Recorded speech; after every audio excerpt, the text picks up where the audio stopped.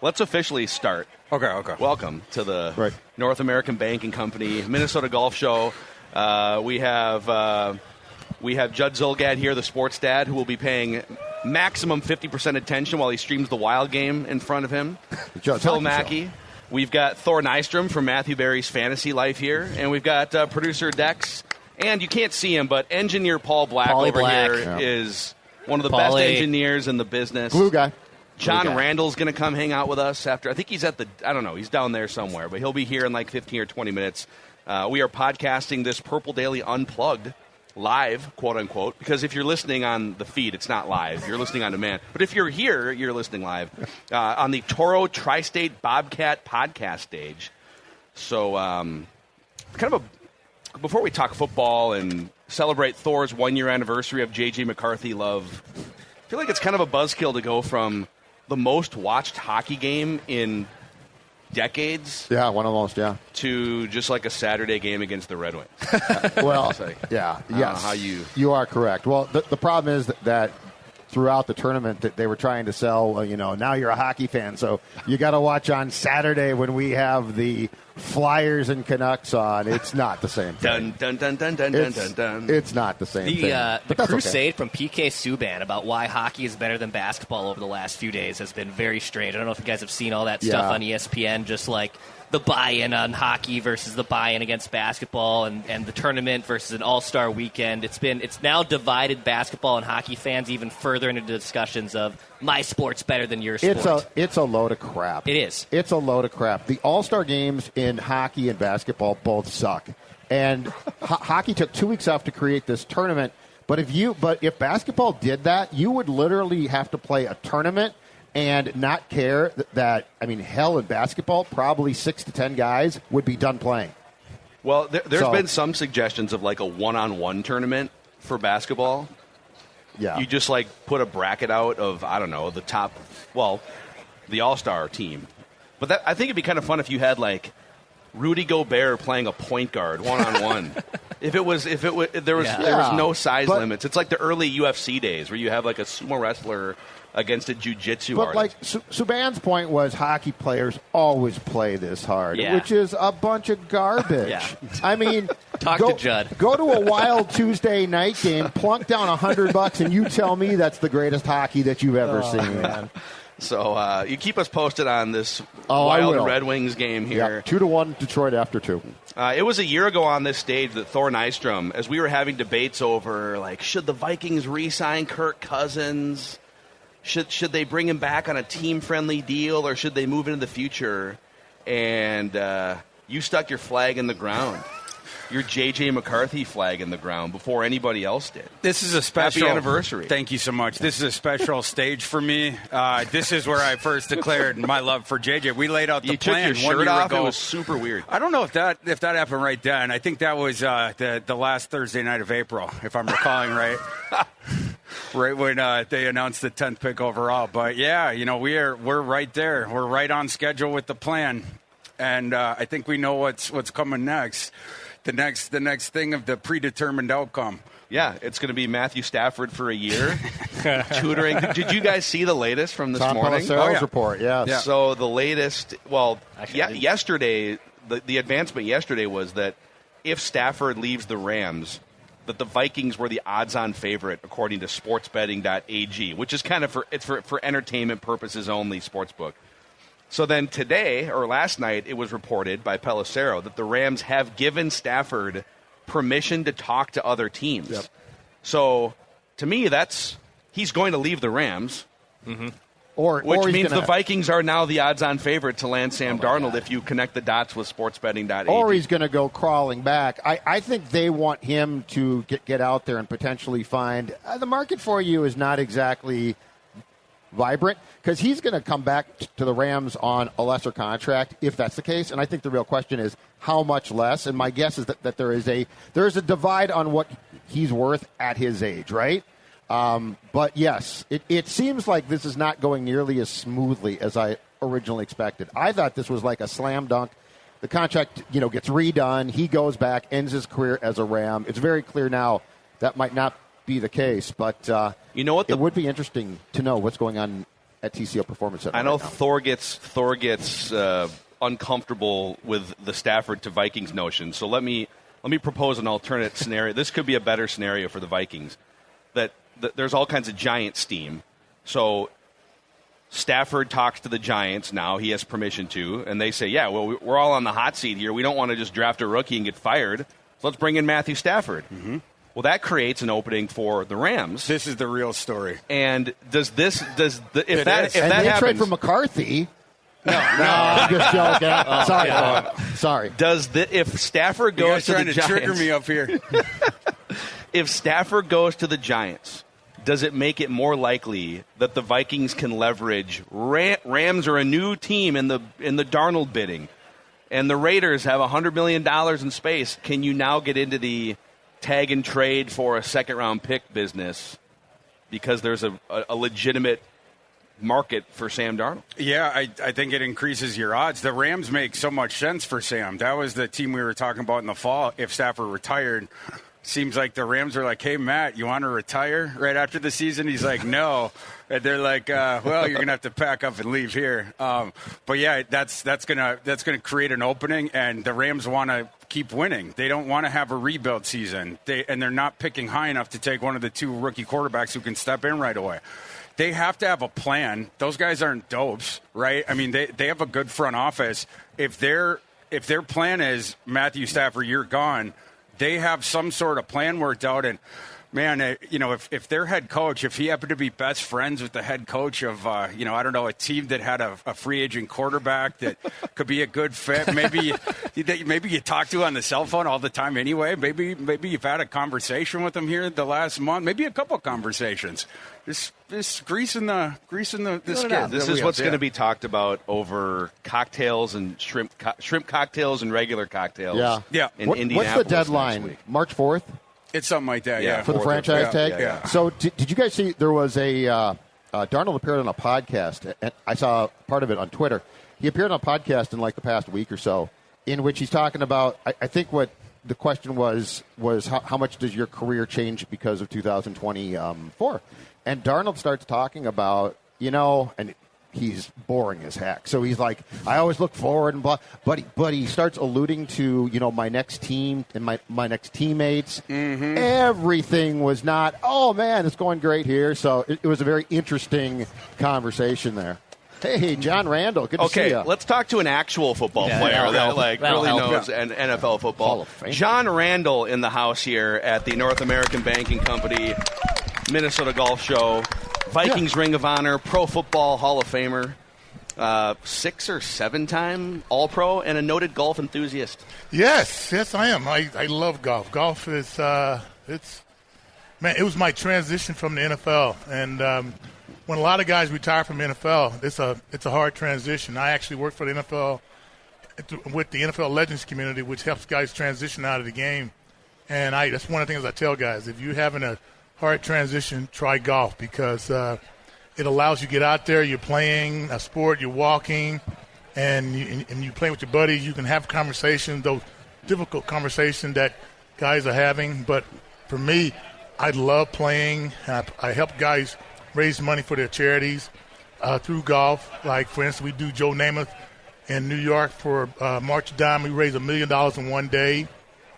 I do that every year. I do a tournament out in Pebble Beach for the Navy SEALs Museum. We raise probably about $1 million too, and just being a part of with the military, because I respect the hell out of those guys. Just being able to do something for them and to be a part of it, and also I collect those challenge coins from the military guys. I have over 100 coins. Wow! So I can go on about what golf has done for me. That's amazing. Thank you. What's the toughest thing when you get out of a long, great career playing a sport where there's 60,000 people on Sundays? Like, I've always been curious about that. What's that transition like? What was it like for you, and how many times is it seamless as opposed to bumpy? It's music for guys. It affects guys differently. I've actually had this conversation with Bruce Smith, Marcus Allen, Thurman Thomas, Eric Dickinson, several guys. And for the most part, most of the guys, they don't miss the crowd or anything like that. But what they do miss is that locker room. And that's where you in there and you have conversations that you can't just repeat that. I mean, those conversations are deep. I mean, a guy's going through something, and to have that is the hard part. So that's why we have the NFL Legends community, where we have it at the Super Bowl, Pro Bowl, Combine, Draft, where guys can come and have that camaraderie, sit and talk and have conversations that they normally can't have with other people. And it's amazing the things that what guys are going through. A guy having his first kid, he doesn't know how to handle that. A guy's going through a difficult time with his personal life and having issues that the retirement, where a guy doesn't know what to do. And so for some of the guys, somebody knows somebody that has a connection. If you want to go into broadcasting, if you're thinking about climbing Mount Kilimanjaro, we can help you do that. Judd's been thinking about that. Right now. I say that because one of Howie Long's sons climbed Mount Kilimanjaro, and he took a couple other guys with him to do it. And we have these discussions where guys come in, they talk about what they want to do. Like one of my first guys was Nate Bertelsen from CBS. He was a guy who wanted to help transition, and so we got him into broadcasting. And for me, I love just being able to help my we call it a brotherhood, being able to help guys out with that transition. And because we know, similar to the military, that transition can be very hard. And when some guys are out there, they feel as if they're on the island. There's nobody to turn to. And that's what I wanted to be a part of, that, where I can help guys figure out what they want to do. And sometimes some guys are harder than others, but, man, when they transition away from it and they're doing okay, when you see them that next time, they got a smile on their face and they're so happy. And so either guys I played with or played against, man, I'm trying to help them out. But if you're a Green Bay Packer, don't come to me. I'm not helping. Sorry, Aaron Rodgers is going to need some Antonio guidance Freeman in a out. Dorsey Levin's out. Yeah. I mean, I had a conversation with Greg Jennings, and he was asking me, and I go, yeah, you did have a little history with the Packers, but you played for my Vikings, so I'm going to make an exception. Okay, I'm going to make an exception. So if you got the 1 year, Robert Ferguson, okay, you were here for a minute, yeah. you're good to go. John, we want to introduce Judd, Phil, but Thor Nystrom here. Hey, how you doing? You guys have met before. We have. Okay, the famous John Randle football camp here. Get out of here! You guys go way back. Oh my goodness! You were talking about what players wanted to do after their career. When I was a kid, all I wanted to do was go to John Randle's football camp. No way. I bugged my parents about it for a year and a half, and finally they acquiesced. They drove me down. I still remember the dorms we stayed at. Yeah. I still remember you coming out and giving us the pep talks. John Randle was down coaching us on the field, technique stuff, and he was. Man, you know what? Doing that really allowed me, because for me, I was like trying to figure out. I'm like, you know what? The fans, the parents, they give so much to the Vikings. You know, we got season ticket holders out there every year, and I'm like, how can we give back? And they're like, go into coaching. I'm like, yeah. We can make them go through what we go through. No, we can't make them go through. Just a little hazing. A little hazing on it. But, yeah, I really enjoyed that. And getting over the years, I've met numerous people go, hey, man, I was at your football camp, and I'm looking up at them. I'm like, you were at my camp? Oh, my God. Christian Darrisaw. It was so fun. Yeah. By the end of it, I had the eye black. Like, yeah. Oh, my God, love it. Love it. Well, at one point we talked about all wearing eye black. Yeah, I'm not sure which one of us forgot to bring the eye black to it's this. a lot of eye black. Yeah. Here It is. How did that start? Man, that got started because we had some guys from Florida State, and they were talking about how they play football in Florida State. Then we were talking about football in Texas and football in California. And then they were like, you know what? Man, we just got to get painted up and go out there. We're going to be like Young Guns, Emilio Estevez, Lou Diamond Phillip. And I'm like, yeah, sure, yeah, And the guys kind of got out of hand. They were putting paint on their chest, on their buttocks, and they were putting it on their back, around their neck. And I just kind of put two little lines in them. And I'm watching them guys kind of go through this. Man, look at here. I got it right here. I got it on my mouth and in my tongue. I'm like, I'm rubbing my eyes going, oh, my God, what is going on here? We're supposed to be professionals. And I didn't realize I had kind of just rubbed underneath my eyes, and all of a sudden I went in the game, and I got like 3 sacks, and I'm very superstitious. So after that, I'm like, I have to wear the face paint. But I got to increase it. More paint means more sacks. Common sense, yeah. John, you got 3 sacks every game. So I tried to. Oh, my God. It was no different. That was part of your aura, the eye black. One of the other things, of course, was you're one of the great trash talkers in NFL history. I'm wondering if let's say you never spoke on the field against the John Randle. Do you think you would have been just as good, or do you think your effectiveness would have gone down? What did the trash talking do? The trash talking, for me, it was kind of like that other side, because for me, when I'm off the field, I'm not that rambunctious guy. I'm kind of like a quiet guy, kind of ho-hum, just kind of like old SpongeBob, just enjoying the day.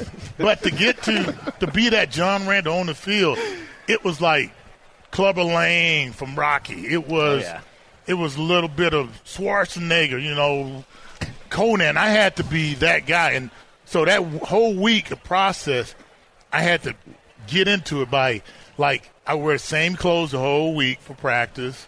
And as the week was building up, I'm learning about my opponent. And then come Friday, I'm not showering. Saturday, I'm not taking a shower. Then Sunday morning, I'm not talking to anybody. I'm not shaking hands, because that's what it takes to be a Viking. I'm like, if there was a Viking today or in the 90s, I'm like, he's not going to be taking a shower. He's not going to be brushing his teeth. He just wants to go out there and just destroy people. So, wait, so 72 hours of no hygiene in the game? Yes, I know. If I'm a left guard, I am moving out of the way. Oh, yeah. Dude, that's why, because I'll put my hand down my pants, and I wouldn't shake hands before the game. So they make me a captain. I'm like, I don't want to be a captain. Why? Because I'm not going to shake their hand. I love that, by the way. That's awesome. Judd follows the same philosophies actually for every show. Dude, the same thing. I love this. Thank you. So that was my process. So I was sitting on the sideline, or even before the game, I would be in my locker. Most guys listen to like some AC/DC, and I'm over there with like a little Pavarotti, because it had a reverse effect on me. It was just like, get me ready, because we're going to that other side. I'm like, man, I'm going to get there, and I'm going to – and then I had this thing, but after the game, I was talking to a lot of these quarterbacks. I'm like, can I have your helmet? What? Can I have your helmet? Because I have beheaded you to sack you, so I need your helmet. Just give me your helmet. All is cool. All is cool. So like the jersey swaps are common now. You wanted head on a platter for your collection. I got multiple helmets at my house. So they gave them up. Oh, well, sometimes guys just didn't know it. Like at the Pro Bowl, everybody was kind of like, hey, talking. I was in there grabbing a couple of helmets, putting them in my bag, and coming back to Minnesota like, I got like 3 heads in this bag. There's a little blood dripping out of the bottom. Yeah. You got them all mounted at your house, all your helmets? Okay, awesome. Yeah. I have Barry Sanders' last helmet he ever played in. I got Steve Young's from the Super Bowl MVP. Vinny Testaverde. So Barry Sanders' last helmet? Yeah. Wow. I have it.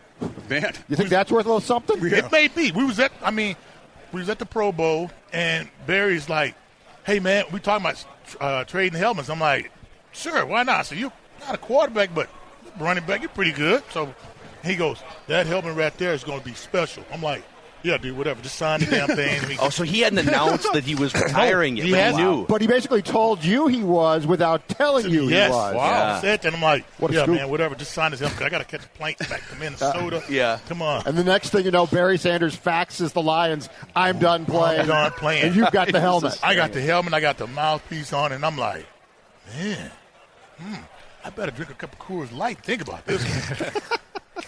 Yeah, that's amazing. Yeah. How well we did a little bit of just digging before the show. How well do you remember your sack conquest? Do you remember your first sack? Which quarterback? Yes, my first sack, Randall Cunningham, Monday Night Football, and the part about it was it was a special sack because Paul Wiggins, my defensive line coach at the time, came to me and goes, listen, you're our special team guy, all right?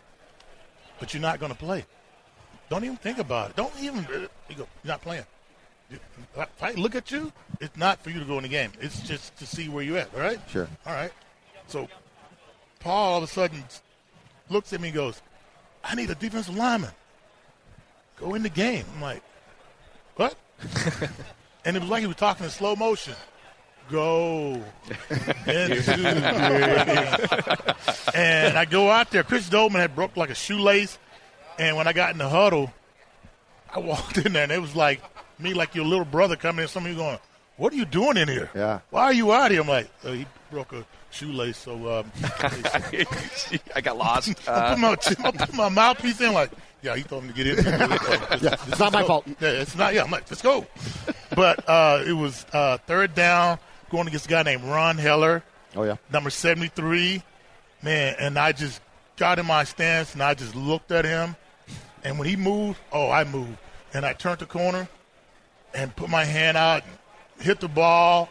Ball came out. Man, everybody was applauding. I'm like, I got a sack. And Ron Heller was pushing me, and then some other guys pushing me. I'm like, why are you pushing me? Oh, it's Chris Dolman telling me to get the hell out. So my shoelace is back. Have you thought because you were a dominant defensive tackle at a size at that time at which DTs were not your size. Yeah. Like they were mammoth men. You know, the noses were huge guys. Yeah. And now you see that you would be sort of the norm as far as size. Have you thought about your impact there too? Because you definitely had a path towards defining how teams viewed that, and now you've got some absolutely outstanding dominant rushers from the interior, which I would say was not the case across the board in the 90s until you came along. Yeah, actually, I've had this conversation with multiple guys. Oh my God, Leroy Glover. I had it with Sapp, Aaron Donald. Yeah. Multiple guys come up to me and said, "Man, you were the first to really play at a small size." But I said, "No, you know what? It wasn't really me. There was a guy named Jacob Green, played for Seattle, Michael Dean Perry. They were, for me, the guys, Al Noger. They were the guys for me who I said, you know what? They can do it, so can I." But I think most of those guys were defensive ends, but I went inside, and that was Tony Dungy, that was John Turley, and Willie Shaw saying, you know what? It won't hurt to try it. See what he can do in there. And, man, I never really thought how much of an impact I would have on the game because, man, we were talking about this at Super Bowl, Sterling Sharp and I, and just how I think he made such an impact on the game too. And just you never know, no matter where you come from. I'm from a town of 150 people, no indoor water, no indoor bathroom, and Sterling Sharp and Shannon, same way. And we were talking about this, that you just don't know how you can impact the game, the world, friends, or whatever, but you just got to believe in yourself. And I think for me coming in as a free agent, all odds against me of making the Minnesota Vikings pushed me to make it, because to me I felt as if they were saying, you can't do it. It's impossible. You're the wrong size. You're not the right height. You're not from a big school. And I like those odds when, especially every year I would go out there and I wanted to prove everybody that no matter how small you are, you can still impact football or whatever you're trying to do. John, the Vikings need an interior defensive lineman this offseason, perhaps two. This NFL draft is absolutely stacked with interior defensive linemen.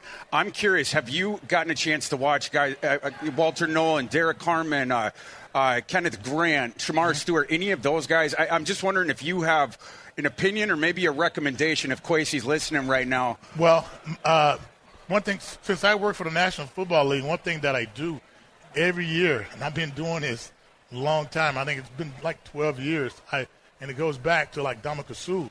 I go every year to the combine, and I oversee. I'm the mentor for the defensive linemen every year. So I get to see all the guys who come in. And over the years, man, I've met guys when they were first coming in the league, seen a lot of guys retire from the league. So this week I get to see all the defensive linemen, and I get to see them and talk about them and see them and see my evaluation of who's going to be the best. I had one guy from Florida State last year who was drafted second round for the Rams. Fiske. Yeah. So he was coached by an old Minnesota Viking, Corey Fuller. So Corey was telling me about him, so I watched film on him. So when I got there, man, he to me last year was the highlight of the combine. And most of the guys that come in the combine, they kind of got their jewelry or they got, say, something they want to wear. He had a bald head, and he said, I am straight business. And he ran like a 4.6, 4.7 40.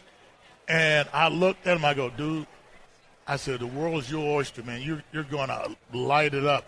And I still stay in contact with him. So this year I'll go through the combine, I'll see my guys, and I got many photos because I watch my guys when they're stretching, they're doing the broad jump, the long jump, man, they're doing all these different things. And we sit down and we talk, and a lot of times guys don't have a good 40, and I'm like, hey, doesn't matter. I said, you're here at the combine.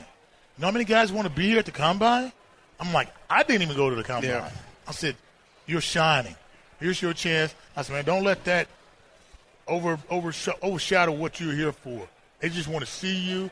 And I'm like, man, everybody saw you. I said, when you go back home, remember this. When you go back home, I said, to those girls who didn't like you, they like you. They like you. John, you because of your game, Judd was mentioning your era, they had the bigger defensive tackles. You became an archetype. And now when people come into the league, it's like a John Randle type. No one gets comped to John Randle, but a John Randle type. One of the guys in last year or the year before, Kalijah Cansey, was like, this is a John Randle archetype. I'm wondering if some of those guys go up to you and you're freaking John Randle. Yeah, they do. And just you can't get you have to get someone to pull you away from them. Yeah, we sit and talk, and so because I was one of the first guys when I came in the league, we weren't like I said before I got in, guys were more just butt and jerk and all that. We were about hand techniques, and we were about knocking their hands off. And we had a coach, Andre Patterson, used to sit around. Man, it was called it being an artist. You were painting the picture with your hands to where a guy would try to grab you, you just knock his hands off and just bring your hands back up, knock them down. And I sat with these guys, and we always sit and talk about the hands and knocking stuff off, and just it's pretty cool. But I'm just still amazed that something that I worked on and just thought maybe it was just going to give me a little bit of an advantage, how much of an impact it would play into the game today. For instance, at the Combine, the drills they do are the same drills that we did here at Minnesota. I mean, the bags. See the guys hitting the pass rush bags, going around doing we call it the hula hoop, the figure eight, when you go through and you pick up a towel with your left hand and you drop it back down with your right hand. It's all the same stuff we did here in Minnesota. So I'm sitting there watching the guys do the Combine, and the participants are always like, man, you guys used to do this? I'm like, yes. Man, we did this at high school. We did this in college. I go, well, it all got started in Minnesota. And we had a guy named Dennis Ryan, who was the equipment guy, who actually started the face shield. Dennis Ryan started that. He started the mud flaps on the shoulder pads so people couldn't grab you in your armpits. All that was started here in Minnesota. So I tell people, we may not have won a Super Bowl, but we played one hell of an impact on the National Football League. Your data is like gold to hackers. They're selling your passwords, bank details, and private messages. McAfee helps stop them. Secure VPN keeps your online activity private. AI-powered text scam detector spots phishing attempts instantly. And with award-winning antivirus, you get top-tier hacker protection. Plus, you'll get up to $2 million in identity theft coverage, all for just $39.99 for your first year. Visit McAfee.com. Cancel anytime. Terms apply.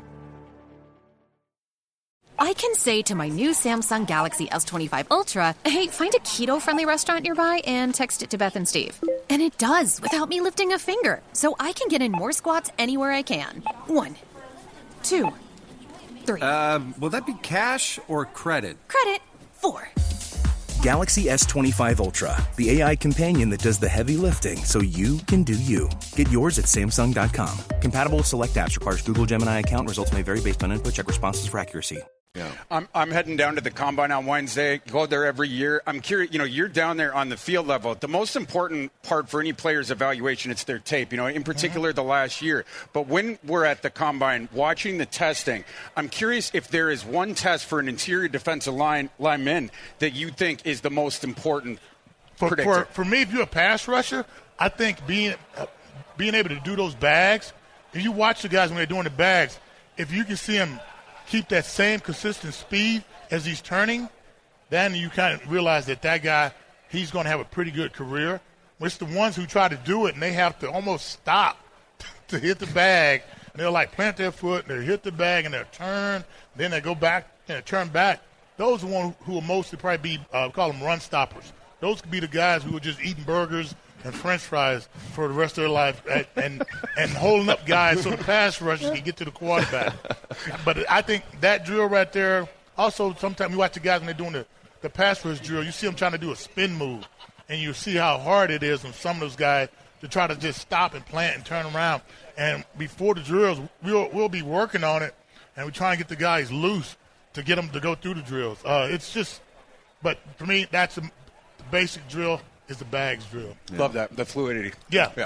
John, we'd love to close a loop from something that happened 6 years ago on our old radio show. We're not very much in the podcast YouTube space, but Judd and I used to do a 4-hour radio show on 1500 ESPN, and we had Terrell Davis on from the Broncos. Yes. From legendary running back from the late 90s Broncos. Yep. And we asked him, we said, if the Vikings would have won that game against the Falcons, and you get the Vikings in that game instead of the Falcons. Said, I know what the Minnesota fans think would have happened in that Super Bowl. Yeah. What do you think would happen, Terrell Davis? And he, disrespectfully, I might add, scoffed, laughed, and said, we would have taken care of the Vikings. I think, here's what I'm going to tell you, because I'm a historian of a game. So, for instance, he's telling you all that, and he's saying that he would have played the whole game. We know he's got a history of headaches and all that stuff. Yeah, so he would have been done by the first quarter. So, and we know John Elway that cannot run, cannot move. And every time we played against John Elway, we used to dog him. No offense, we used to dog John Elway. So, hey, he can't run. Terrell Davis on the sideline trying to take some type of pain pill, and there's nobody else. And we would have destroyed him. For sure. Yeah. The legend is this, too, now, that by the end of the game against the Falcons, the defense was beat up. I think McDaniel tore his ACL. Yep.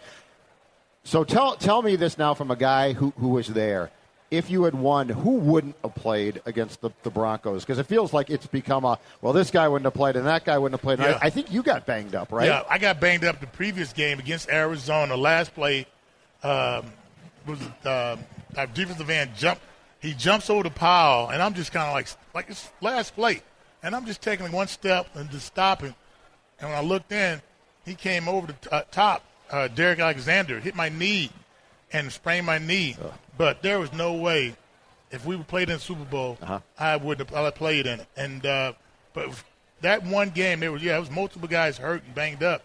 I think what we went through that whole season, since the season just flew by, and then he really, was kind of pushing us in practice and stuff.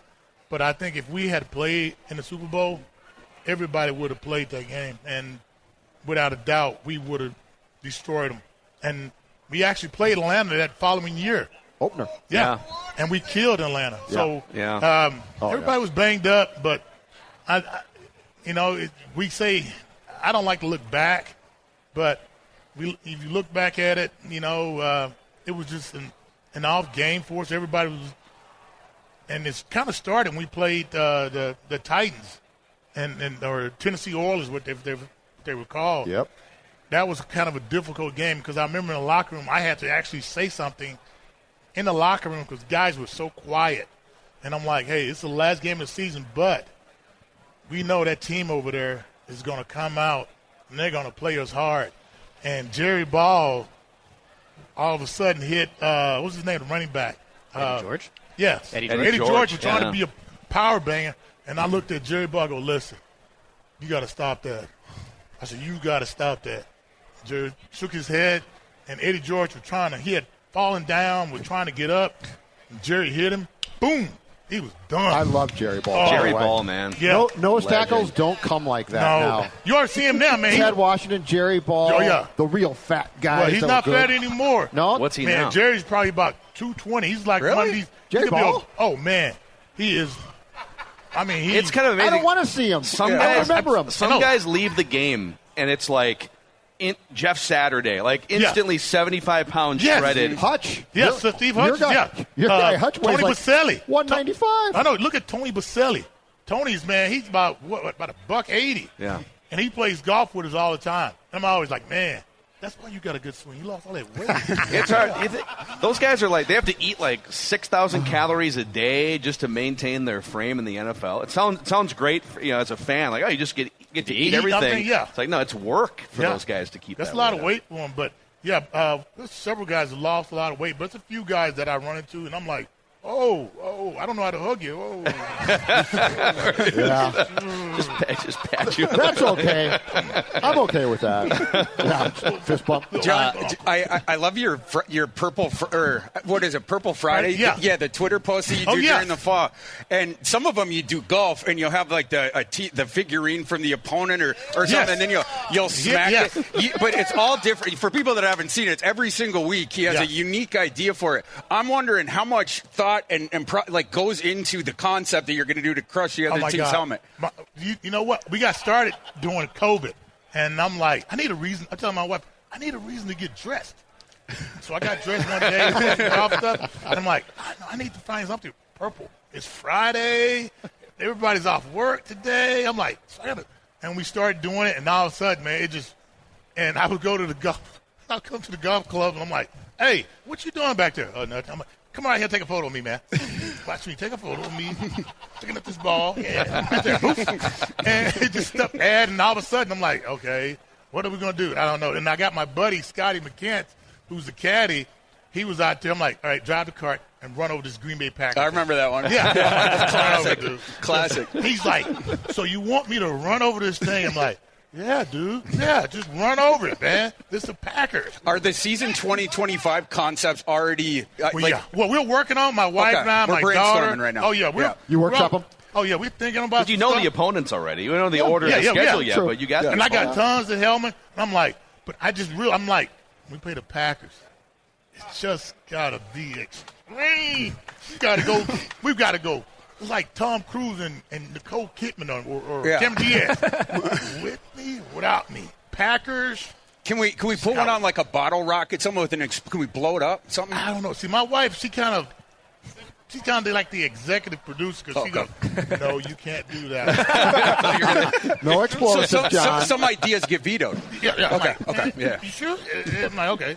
Okay, all right. John, I'm curious on the best and the worst golfer on the Vikings you've played with. And by the worst, as the plus 20 handicap golfer of this group, I would like to feel a little bit better. So who is the best and the worst golfer that you've played with from the Vikings? Oh, my God. Best and the worst. Oh, God. The best, probably Chris Carter. Okay. And we'll be playing in about 3 weeks for the James Hardy golf tournament down in Boca. So, Chris, and probably the worst, oh, my God, that could be Bob Lurksma, or I'm trying to think who else. Because most of this, I play with the starting offensive linemen. They're pretty good. Well, I tell you what. I don't want to put them out there like that, but Put them on blast. But It's just us five times. It tells me, though, that he is more focused on getting the job done. There it is. Yep. But I've seen KOC play. Oh, yes. But you know what? That just tells me, like I said, though, that just tells me that he's working as a coach. Yeah. And when I saw his game, I'm like, hey, I'm fine with it. Hey, these quarterbacks aren't going to develop themselves, That's right. That's what I'm talking about. You know? Yes. All right. Sam Darnold doesn't throw 35 touchdown passes if you're on the golf course. Yeah, if you're out there with us, I'm like, if you're out here with us, who's inside here working with the quarterback? Amen. I need you in there. In fact, the minute he starts to break 80, break 70, then we got to go. Something wrong. Some problems. Yeah. It's TV time then. Yeah. Yes. It's TV time. John, all right, you get to create a golf foursome. It's you and 3 other football-related people, dead or alive. Okay. Who are you golfing with? Oh, my God. That's going to be probably, oh, my God. Man, so many guys. One guy's going to be, he went to the University of Iowa, Andre Tippett. So Tip and I played during the whole week of enshrinement, Hall of Fame. Everybody's getting on buses going to enshrinement. We're waving goodbye. We're going to the golf course. So it's going to be Tip. It's probably going to be Warren Sapp, because Warren Sapp, man, he comes out there and you're looking at him like, you really going to wear this? Really? You're going to wear this? So it's going to be Sapp, and probably going to be Derek Brooks. And if I can get one more, it's going to be Booger McFarland, because, man, when we play with Booger, the ball could be that close to the hole. He's like, hey, you got to put that in. I'm like, he's got the ethics about it. Put it out. Give me. Okay. Give me. Okay. But how does Booger grip a club? Doesn't he have like the mangled offensive line, like they're the mangled lineman hands, but right? He has it. Anthony Munoz has a finger out like this. Randall McDaniel, he has a finger like that. But, hey, the offensive lineman, man, they're used to grabbing. They're used to holding. That's what they do. That's what they do. You never grabbed a jersey, huh? Why is your hand mangled in half? That finger just sticking out there. Hey, speaking of Sapp. Some people just know they could save hundreds on car insurance by checking Allstate first. Like, to check the Jumbotron first, before attempting to eat a stack of Supreme nachos in one bite. Now you're just a meme that everyone shares on game day. Checking first is smart, so check Allstate first for a quote that could save you hundreds. You're in good hands with Allstate. Savings vary, subject to terms, conditions, and availability. Allstate Fire and Casualty Insurance Company and Affiliates, Northbrook, Illinois. You know what's smart? Enjoying a fresh gourmet meal at home that you didn't have to cook. Meet Factor, your loophole in the laws of mealtime. Chef-crafted meals delivered with a tap, ready in just 2 minutes. You know what's even smarter? Treating yourself without cheating your goals. Factor is dietitian approved, chef prepared, and you plated. Pretty smart, huh? Refresh your routine and eat smart with Factor. Learn more at factormeals.com. April of '94, I believe. Okay, the day of the draft. At the time, websites. The New York Times has a story that he had failed, I think, his combine drug test because he was smoking dope, which is terrible. Smoking marijuana. But anyway, he starts the free fall through the draft, and he gets to the Vikings. Yep. And the aforementioned Derek Alexander is the choice instead of Sapp, who then I believe is taken with the next pick by Tampa Bay. Tell me what an extended run of John Randle and Warren Sapp as the interior line would have looked like, because it was the obvious pick, by the way. He would. Man, he and I are. Have you talked about this? Yeah, we've talked about it. Sapp and I have had conversations about multiple things we talked about. And, I mean, when you're at the time I spend with Sapp, and, oh, my God, I go back with Jack Youngblood, back with Dick Butkus. So we have a bench down in Canton that the guys sit on. It's called a smoking bench. And when I first got in, most guys were sitting there smoking, call them heaters. I'm like, nah, man, I'm smoking a cigar. But over the years, man, the conversation that we've had, especially one like with Warren, just like how we could be moving around and stuff, because that's what not having him next to me would have allowed, because I had Ezra, he had Henry Thomas, he was pretty much the same size.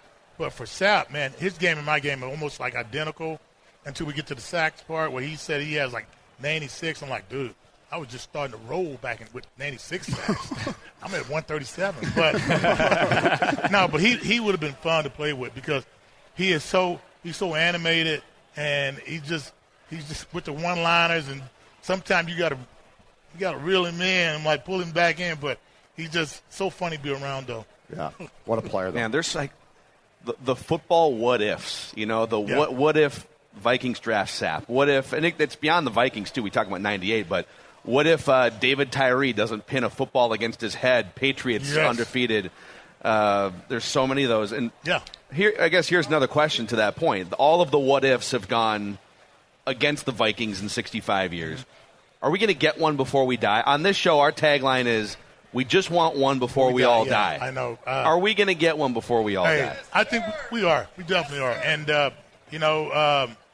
being here in Minnesota now, going from being a player to now just a fan, and every year what the seasons, how tough they can be, it's going to be our turn, and it's going to be very soon. I can see that. I think our organization with the Wilf family is taking us in the right direction, and KOC, man, he's come in. I think he's brought in something that we haven't had from a coach, where it's like more like a player coach, and the guys can really relate to him. They can talk to him, and I think he's bringing in that right attitude. And our defense, man, how they've been playing. When you watch like last year, you watched the game, it looked at times as like, oh my God, what's going to happen? And all of a sudden, the defense, Harrison making a play. Jonathan Grenard making a play. I'm like, man, that's what makes the game, to me, it makes it so exciting, because you don't know. It's just not one player making a play. And I think that's a representative of what our team is. And I think a lot of it also, Tony Dungy, who was my defensive coordinator at the Vikings and went down to Tampa, and Derek Brooks and I were talking about this. Tony said, what we got to do is players got to do their part, and our fans got to do their part. And that's not just from attending games, but we got to convince players when they come to town to buy in. We got to get them, hey, you thinking about being a Minnesota Viking? Yes, come on. We'd love to have you, because that's getting us all involved in it. I think about the head coach of Alabama. I was listening to his book, and he was talking about how he had buy-in from his staff, and he said the staff just wasn't the coaches. It was the janitor, the secretary. I'm like, the janitor? He said the janitor's job was to make sure the place was immaculate. So when the player came in, they were like, man, this place is top-notch. Yeah. And the secretary, when the player came in, she knew their name, and she knew what position they played. And I said, so we all got to have buy-in. We all got to do our part, because when we win, we all win. Everybody's important, but to the future that we're talking about, one guy may be more important than most, J.J. McCarthy. Yeah. I'm curious if you have spent any time with him, your thoughts on him, if you've watched him at all, his film at Michigan. I've talked to him, but I did a thing what we do with the rookies every year, and we all get them together, and I sit and I talked to him, and I was actually telling him and several other guys, I said, the one thing, I'm like, no, he's a quarterback, so we're not too much relatable, but I said, the thing is, I'm like, you know what, you come in here, you come into a special place, and I said, I think we don't want to talk about, but we got to talk about the Super Bowl. I'm like, man, if you come here and you can, I said, you can get us a Super Bowl champion, I said, man, we'll build a statue. And I'll be out there helping building it too, because that's the one thing we don't have, and, we all know that. But, man, to do that for this place that's so special to me and so many players who have come through here and to our fans, I'm like, man, that really, honestly, is icing on the cake for us, because this organization with the Wilf family and like I said, all the players that come through here, the blood, sweat, and tears, man, it's so fitting that Vikings, we're Vikings. It is the great, and I mean, hang a banner, I guess, for this sarcastically, but of the four major men's professional team sports, baseball, hockey, basketball, football, I don't think it's close. This is the best franchise to never have won the main championship. I've been around multiple teams. Since I work for the league, I go to different teams, and I go and I see them, and I see the ins and outs. I mean, not to put anybody down, like, for instance, Cincinnati Bengals just started their Ring of Honor a couple of years ago. Oh. Just started a Ring of Honor. Yeah. And I'm like, you see how far behind they are? Like it's not a Viking team. Yeah, Joe Burrow's like begging them to sign their good players. Well, yes. Going on they still practice below a bridge, don't they?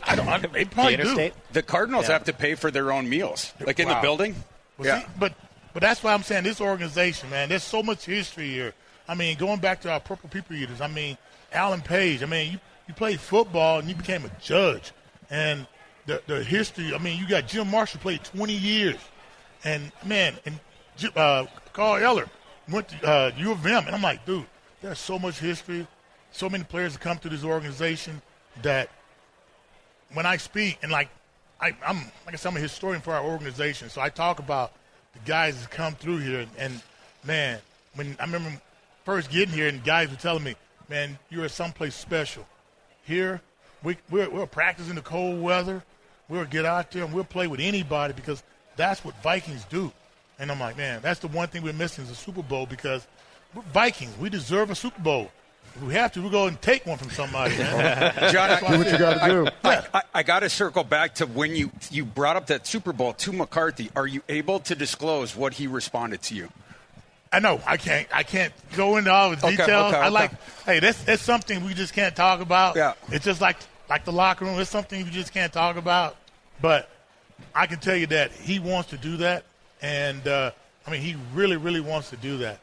And, like I said, the buy-in from the players, it's just also got to be our fans. Because for me, that other damn team not too damn far from here, I don't like talking about it. I don't like mentioning their damn name.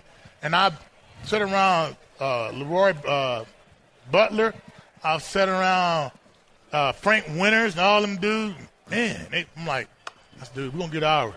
When we get ours, I'm going to have a parade in y'all town. What? I said, I'm going to have a parade in y'all's town. I'm going to bring it right here.